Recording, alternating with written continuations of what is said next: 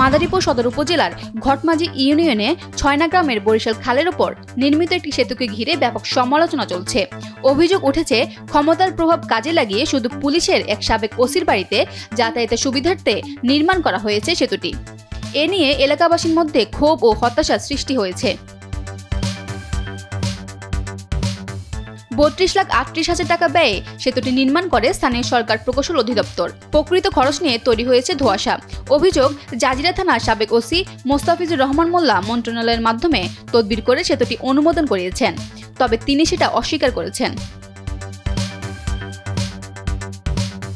এলাকাবাসী জানান, সেতুটি একটিমাত্র পরিবারের জন্য নির্মাণ করা হয়েছে, যা সম্পূর্ণ অপ্রয়োজনীয়। আশেপাশে কোনো বসতি বা সড়ক না থাকা সত্ত্বেও এ সেতু নির্মাণ করা হয়েছে, যা সরকারি অর্থের অপচয়।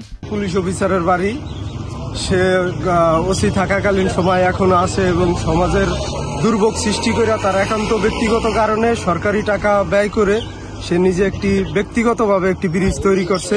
এটা তদন্ত হওয়া উচিত। আসলে এটা সমাজের সবার জন্য হইলে ভালো হইতো। এখানে একটা বাড়ির জন্য শুধু শুধু একটা ব্রিজ নির্মাণ করা হয়েছে। একটা বাড়ির জন্য একটা ব্রিজ নির্মাণ করা কোনো পক্ষেই কোনো কারণে উচিত হয়নি। নির্মিত কয়েকটা বাড়ি থাকা লাগে অথবা একটা গ্রাম থাকা লাগে, এর জন্য একটা ব্রিজ করা দরকার ছিল। শুধু এখানে একটা বাড়ির জন্য একটা ব্রিজ করা হয়েছে। এখানে সরকার টাকা শুধু শুধু অপচয় করা হয়েছে। এটা মোটেও কাম্য নয়। সরকারের উচিত এটা খতিয়ে দেখা। এর জন্য একটা ব্রিজ করা আসলে এটা ক্ষমতার জন্য সরকারের টাকা অপচয় করছে।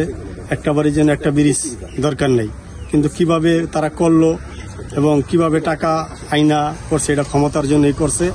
আমার মনে হয় এটা না থাকাই ভালো। সরকারের টাকা অপচয় হয়েছে। উপজেলা নির্বাহী কর্মকর্তা ওয়াদিয়া শাবাব জানান, একটি বাড়ির জন্য সেতু নির্মাণের কোনো সুযোগ নেই। প্রকল্পটি কিভাবে বাস্তবায়িত হয়েছে তা সংশ্লিষ্ট দপ্তরই ব্যাখ্যা দিতে পারবে। সাবেক উপজেলা চেয়ারম্যান এবং প্রকৌশলীর ভূমিকা নিয়েও তিনি প্রশ্ন তুলেছেন। এলাকার সাধারণ মানুষের দাবি, সেতুটি নিয়ে তদন্ত করা হোক এবং যারা দুর্নীতির সাথে জড়িত তাদের বিচারের আওতায় আনা হোক। বিষয়টি প্রশাসনিক তদারকির অভাবের ইঙ্গিত দেয়। মাদারীপুর থেকে ওহিদুজ্জামান কাজলের পাঠানো তথ্যচিত্রে ডেস্ক রিপোর্ট, ফারজানা আমিন, কালের কণ্ঠ।